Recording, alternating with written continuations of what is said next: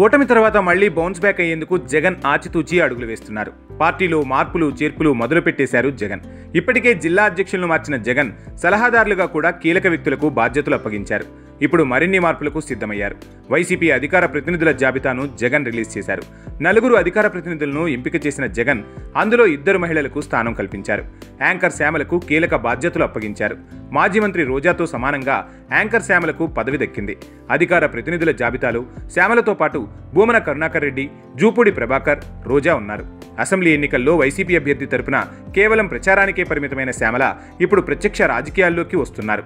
Assembly ఎన్నికల్లో YCP తరపున బలంగా ప్రచారం చేసిన వారిలో శ్యామల కూడా ఒకరు. ఏ నియోజకవర్గాల్లో వైసీపీ బ్యాలెట్ నెంబర్ ఎంతో కూడా చెప్తూ ఆమె సోషల్ మీడియాలో క్యాంపెయిన్ నిర్వహించారు.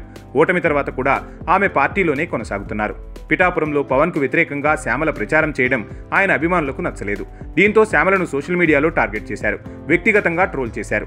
అయినా ఆమె వెనక్కు తగ్గలేదు.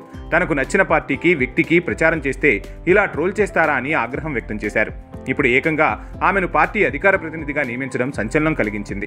పార్టీ కోసం నేరుగా పనిచేస్తే సినిమా రంగంలో అవకాశాలు కోల్పోయే అవకాశం ఉంటుంది.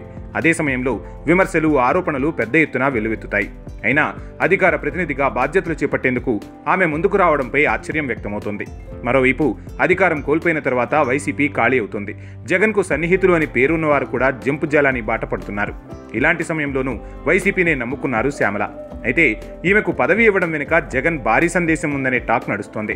నమ్మిన వాళ్లకు పార్టీ ఎప్పుడూ అండగా ఉంటుందనే మెసేజ్ను పార్టీ శ్రేణులకు పంపించినట్లవుతుందనే ఆలోచనగా కనిపిస్తోంది. దీనికి తోడు యాంకర్ శ్యామలతో వైసీపీకి పొలిటికల్ గ్లామర్ కూడా యాడ్ అయ్యే అవకాశం ఉందంటున్నారు రాజకీయ విశ్లేషకులు.